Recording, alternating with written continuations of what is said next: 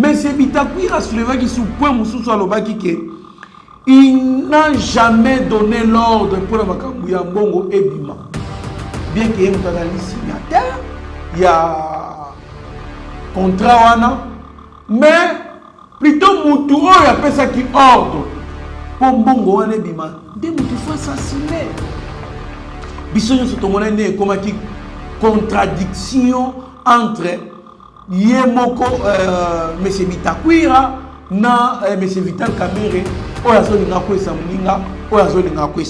Monsieur le secrétaire du ministère du développement rural a lobby qui a participer à la réunion à Tamokote sur Makambo au État libre maison pour fabriquer. Monsieur Ngungu Azali Bongo, directeur général AI, il y a marché public. Parce que à lobby, premièrement, il n'y a pas le contrat. Contrat exacté. Donc on suppose que Timbongo et Pesami Bandeko, ils ont un sous-bassement et un contrat à mon côté. Quelle erreur! Bakokaki kopé Sambongo nyonso te tant que Moussala n'a esilité. Pourquoi cette bonne foi y a kopé Sambongo nyonso tant que Moussala n'a esilité et puis qu'il est là que Moussala esila pété il y a de cela une année pendant que par urgence ils ont qui est venu.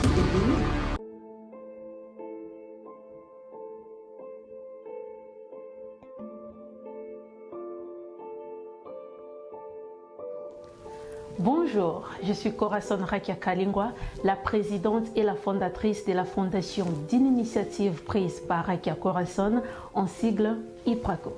Comme nous le constatons tous, cette nouvelle pandémie de coronavirus ou Covid-19 est en train de toucher et de ravager la population du monde entier. C'est pourquoi nous, la Fondation IPRACO, nous vous offrons des conseils et mesures de prévention essentielles ci-après pour vous protéger et aussi de protéger les autres. C'est laver régulièrement et soigneusement les mains avec de l'eau et du savon pendant 20 à 30 secondes ou se laver fréquemment les mains avec les désinfectants contenant plus ou moins 60% d'alcool. Évitez des contacts physiques ou corporels en maintenant une distance d'au moins 1 mètre avec les autres, surtout si elles toussent, éternuent ou ont de la fièvre. Évitez de se toucher les yeux, le nez et la bouche, car vos mains pouvant être en contact avec de nombreuses surfaces qui peuvent être contaminées par le virus. Respectez les règles d'hygiène respiratoire en se couvrant la bouche et le nez avec le pli du coude ou avec le mouchoir en papier lorsque vous toussez ou éternuez. Immédiatement, jetez le papier utilisé dans une poubelle et le port de masques sont aussi super importants car ça permet d'éviter l'inhalation de virus se trouvant dans l'air ou venant d'une personne infectée par le virus.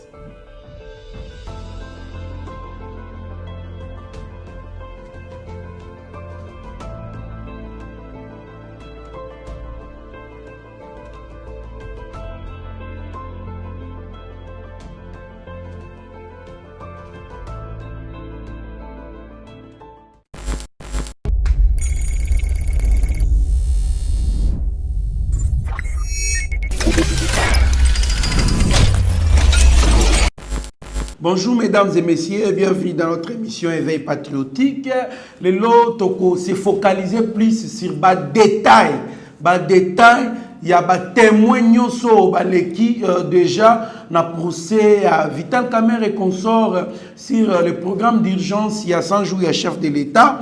Bande kotolanda qui intervention il y a témoins qui il y a liboso qui Bitakwira a yé lisusu ko enfoncer lisusu soit ko charger lisusu monsieur Vital Kamerhe na makamisusu o alobaki entre autres et loko ya liboso na nous Bitakwira alobi ba boto la kai déjà projet qui sous sur sa supervision puisque projet bien que hier muto signaka yango à l'époque avant que le président Félix Tshisekedi a comme président projet à maison préfabriquée qui bongo estimé à fabriquer ba maison 900 na mbongo lokola 27 millions 600 000 dollars, mais il s'est fait que quand il y a président Félix na pouvoir avec son directeur de cabinet M. Vital Kamerhe,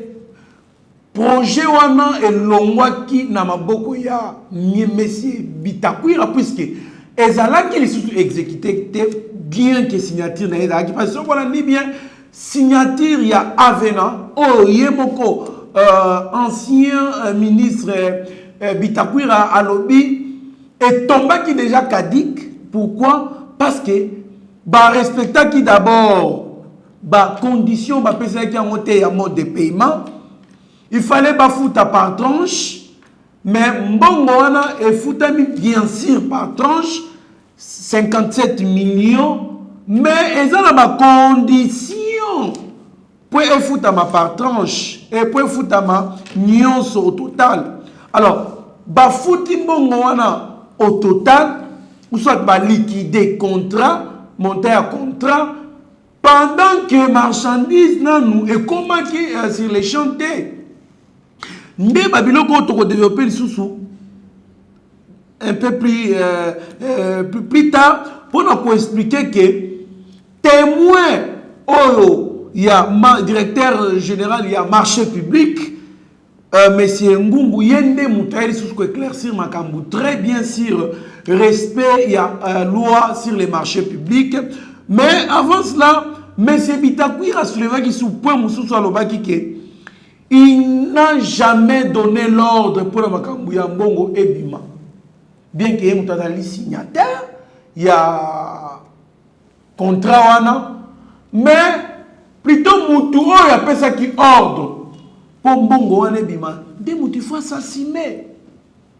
Bisogno sotomonene comme qui contradiction entre Yemoko M. Bitakwira na M. Vital Kamerhe oyazolinga kwesa muninga oyazolinga kwesa muninga. Alors et qui koya tout ya secrétaire ya Bitakwira.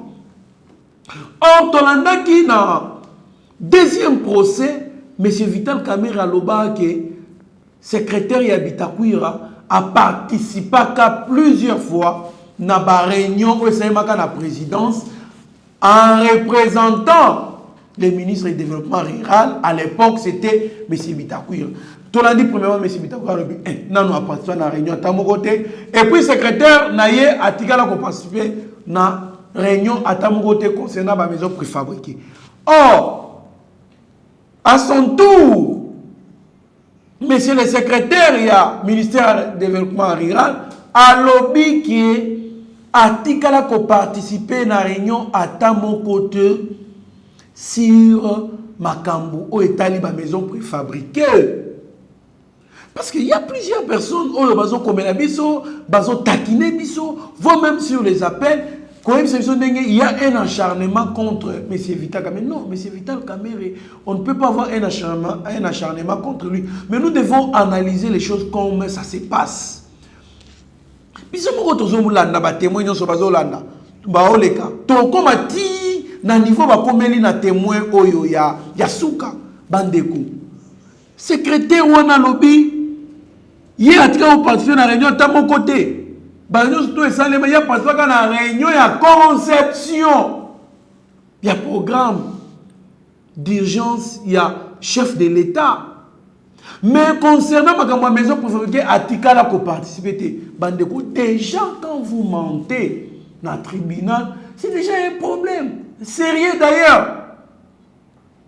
Parce que les gens nous accusent, nous taquinent, nous contre M. Vital Kamerhe. Donc, vous comprendrez que plus les témoins continuent à charger ou soit affirmer au ministère public ani na kati koloba ou soit oyo azali ko charger contre M. Vital Kamerhe. Alors celui qui est venu encore plus cloué M. Vital Kamerhe. C'est M. Ngungu Azali Bongo, directeur général AI, il y a marché public.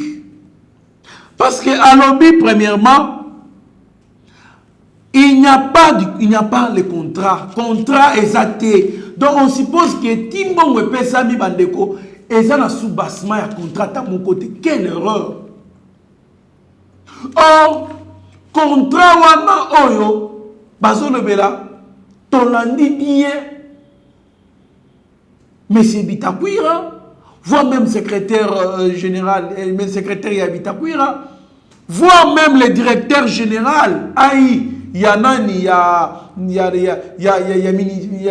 marché public. Alors, le contrat en existait, il pour exister pendant que, bon, Pesami avant signature, il y a contrat, Dédé, contrat où on a exécuté en venant, et ils allaient violer la loi sur les marchés publics à son article 58, si je ne m'abuse pas, ou 59.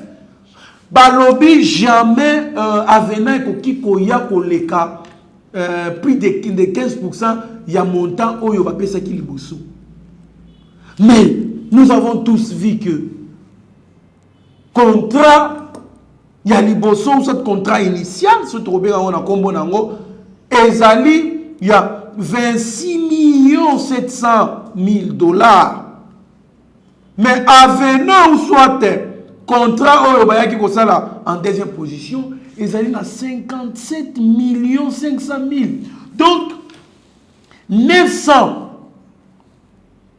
maisons préfabriquées, ça coûtait juste 26 millions et qu'on sort.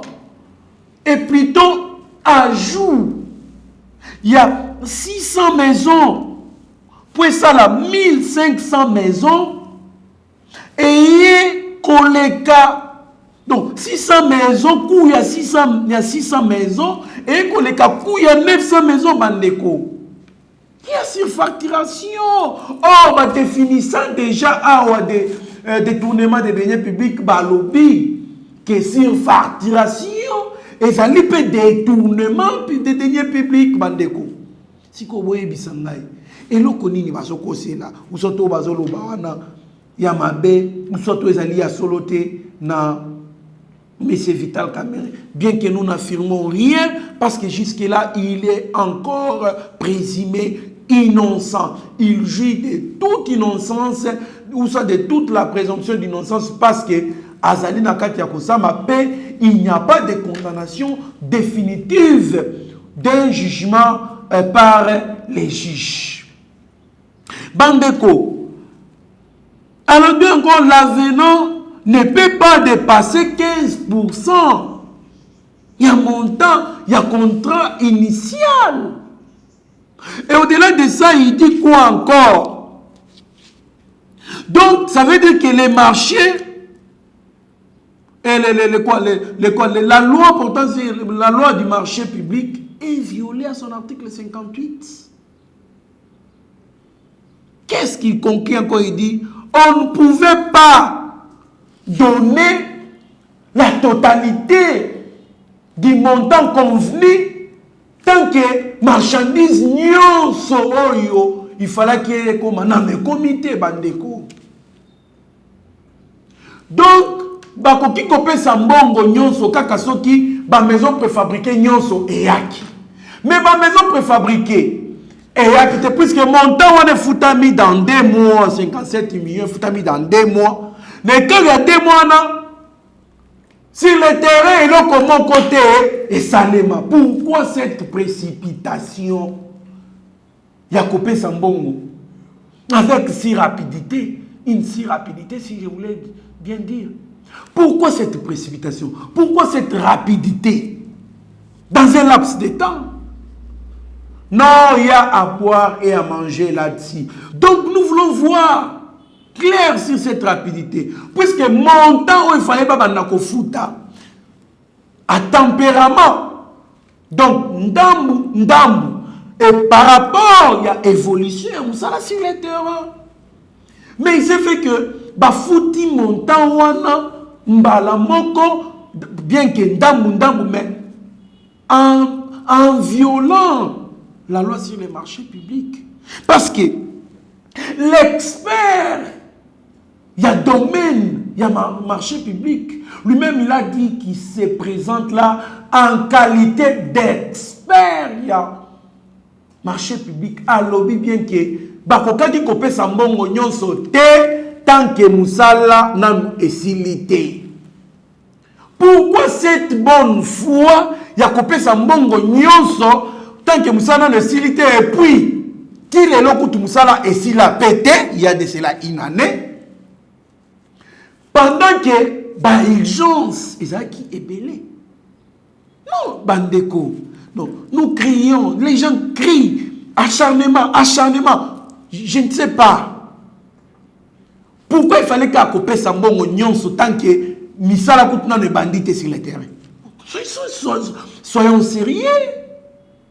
Alors, je pense que comme monsieur Vital Kamerhe, chaque fois, Azolo Bakaka pour éclairer l'opinion congolaise, pour éclairer les peuples congolais, je demande à M. Vital Kamerhe de nous éclairer aussi en nous expliquant avec détail pourquoi cette rapidité d'avoir liquidé les contrats, l'angle, il y a paiement, il y a montant global, sans toutefois que Misala est malongé sur le terrain. Donc il n'y a même pas 50% des travaux achevés. Je vous dis vrai, tu n'as même pas 500 maisons préfabriquées. Parce que si je ne m'abuse pas, avec Steve Conde dernièrement, c'était dans les 300 maisons préfabriquées qui près. Mais bon, on peut s'amagnoso. Non. On ne peut pas s'accrocher, surtout quand on a dit non, Bassignaki, Kinga Signaki, oh, il a témoigné. Merci pour avoir témoigné. Je suis d'accord, nous pouvons retenir. Nous retenons, nous demandons au juge président d'acter notre boy biloko wana. Nous devons signer, mais Mbongo, et pesa mindengeni. Qu'est-ce qui justifie? Parce que tant qu'on a plaidoirie, plaidoirie, c'est ça. Ne moment où on a prouvé si koyo. Infraction et ça les mis bazola qui ça va avec de preuves à l'appui. Ba pièce c'est koyo bana ko bima. Maintenant si koyo problème c'est que vous pouvez retenir bandeko. Il n'y a aucune lettre, il n'y a aucun arrangement entre les directeurs des cabinets du chef de l'État, na ministère ya budget, na ministère ya finance, ni na gouverneur ya banque, ou les autres non, to kabolambongo boye, to pesa boye, non. Donc, si moi je comprends bien, où est le problème? Le problème se trouve où? Dia ba pesi Jamal Mbongo nyonso, mais c'est Jamal Sikoyo na compte na ye, d'un côté ce comment comme au Kende. Peut-être, je n'affirme pas, d'un côté directeur à cabinet, d'un côté il y a ma cousin directeur à cabinet, d'un côté il y a ma fille, moi directeur à cabinet, et qu'on sort. Mais il y a des preuves, parce que j'ai suivi le ministère public dire nous allons prouver les détournements.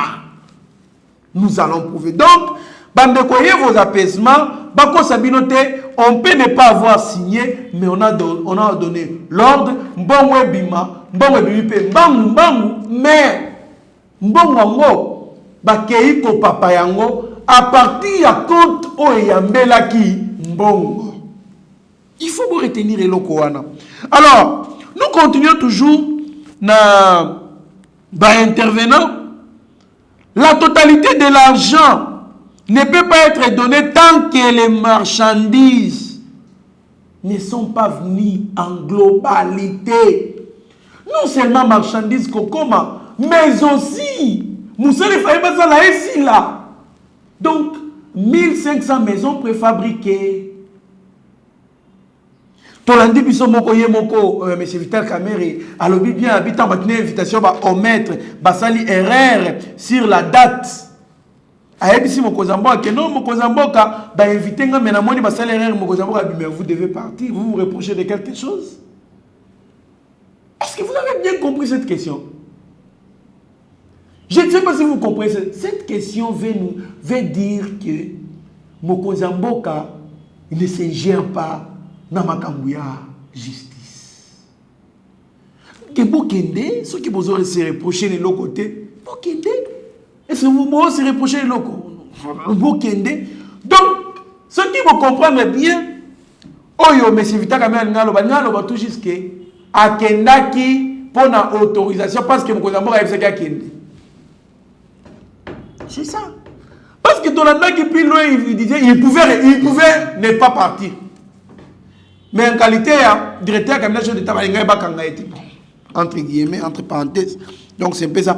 Alors, arrivons maintenant à témoignage. Il y a M. Pierre Kangoudia.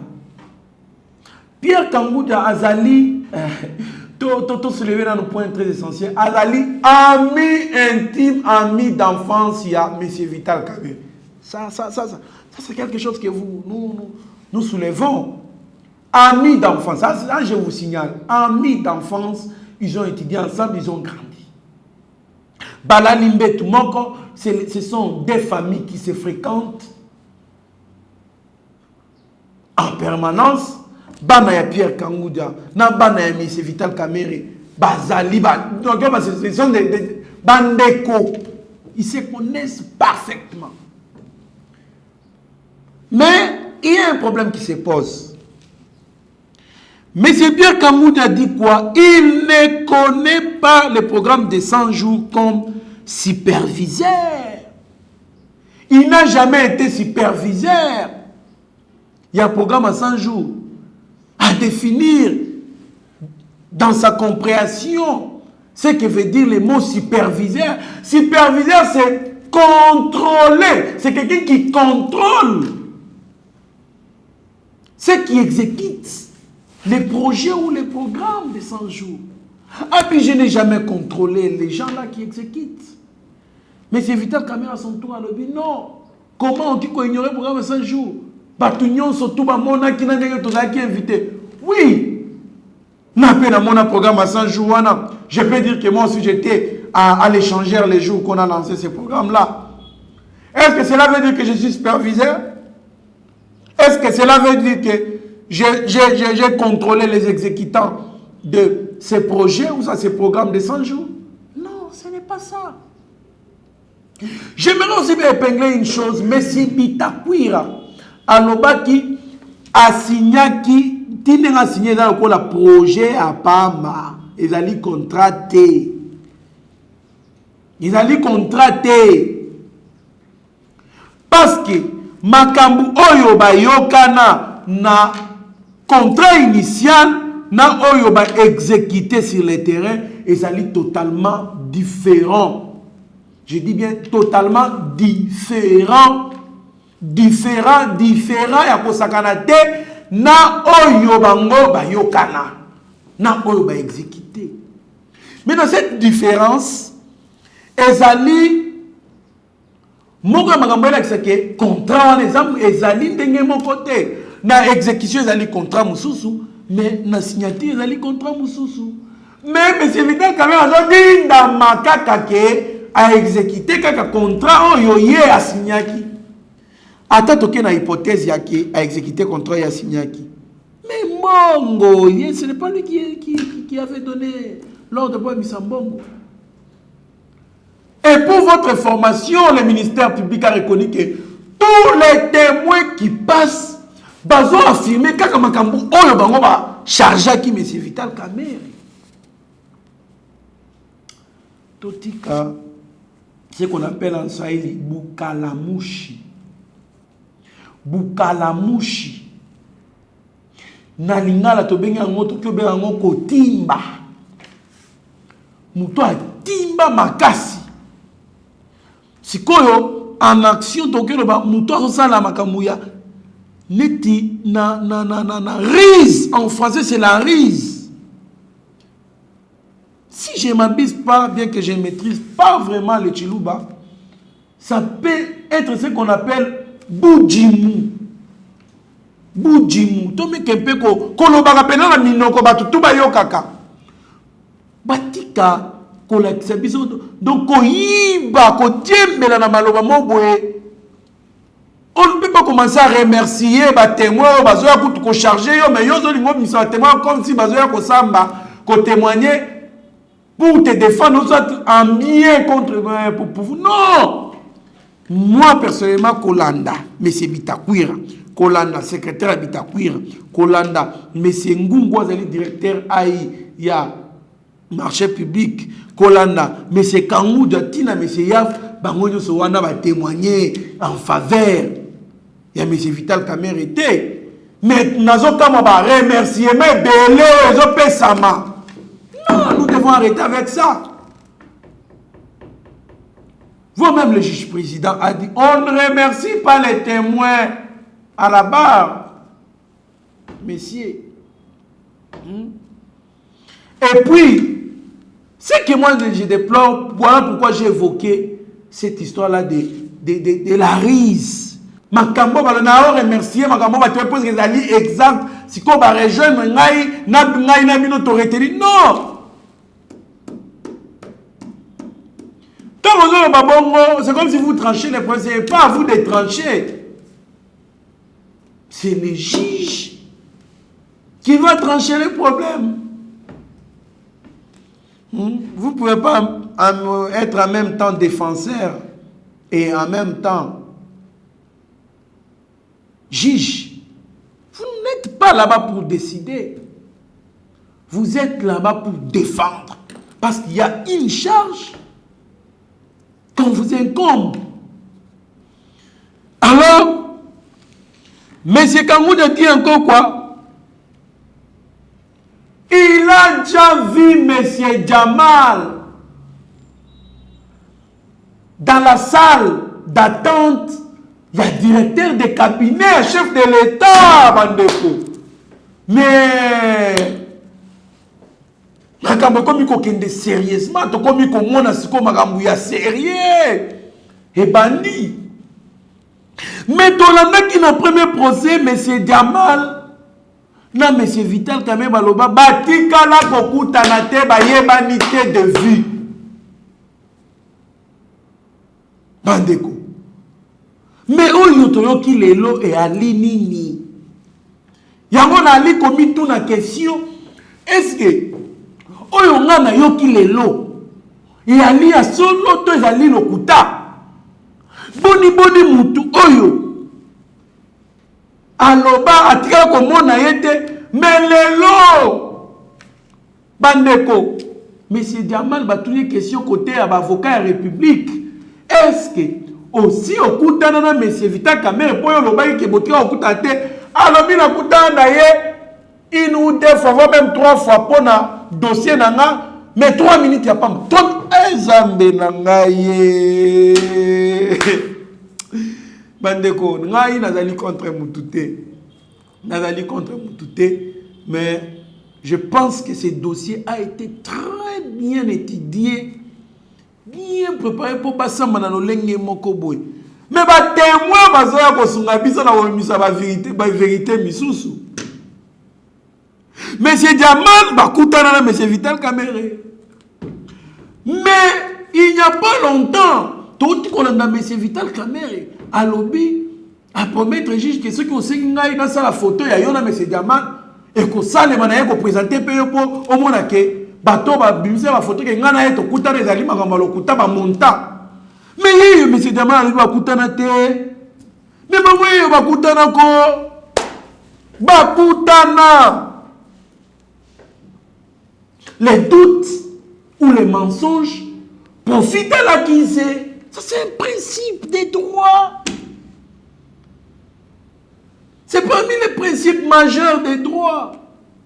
Déjà, dans mon doute côté, déjà, dans mon locuté côté, et l'accusé qui est au sa ministère public raison.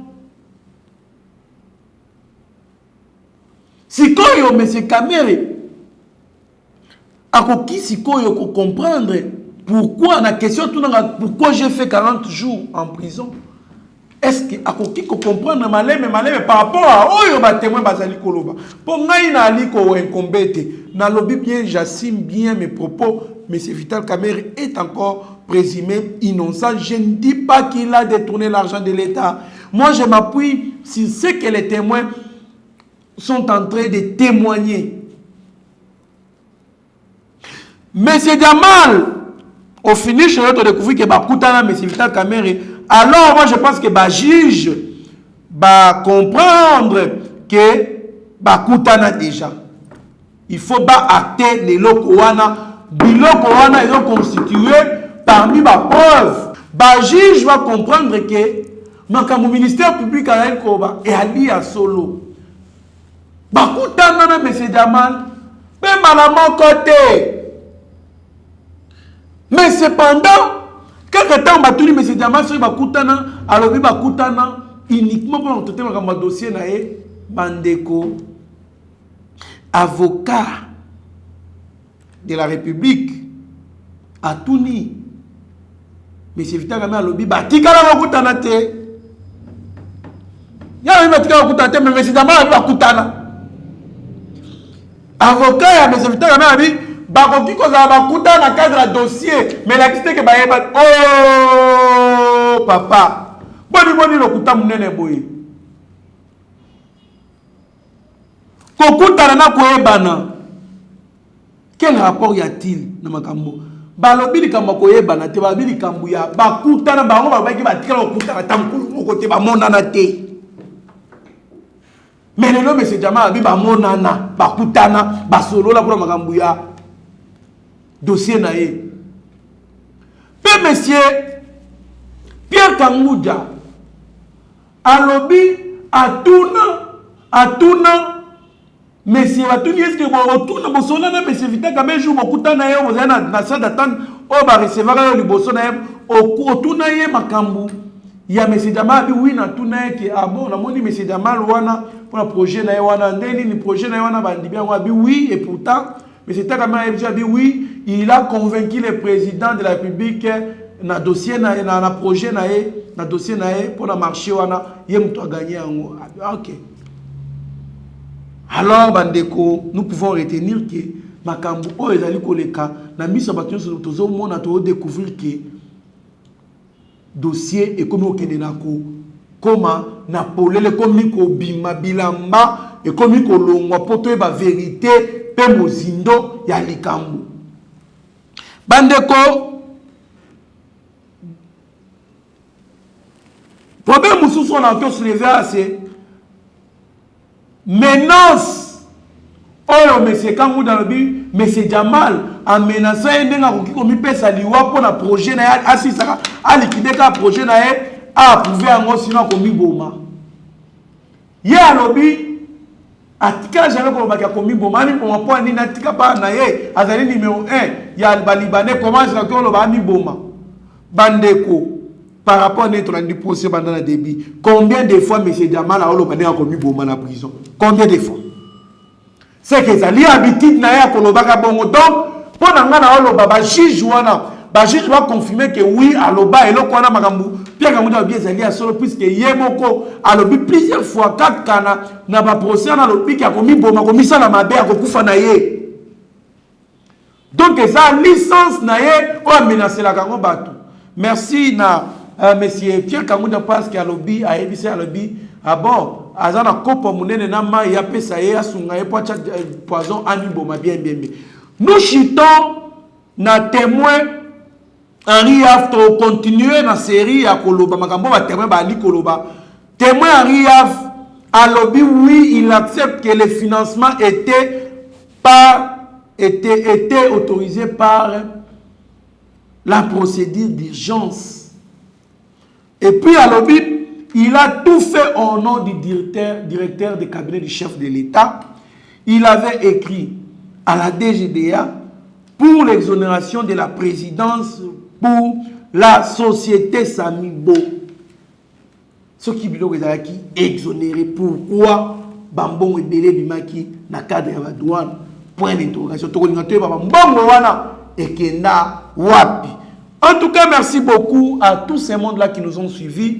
Merci à HD, Steve Konde, le petit génie, Ozaki na sima caméra, Oasungi biso, pe azo sungabino pour monter là-bas. Image ya kitoko. Merci à Eric Moubiala, Oyo azali kosa ke mine des ala kitoko boye, pour mona kapé ba image ya clair boye. Merci beaucoup à mon papa Masumpenzi, à M. Bibert Chimbalanga. Merci beaucoup à mon grand frère Stéphane Kankou.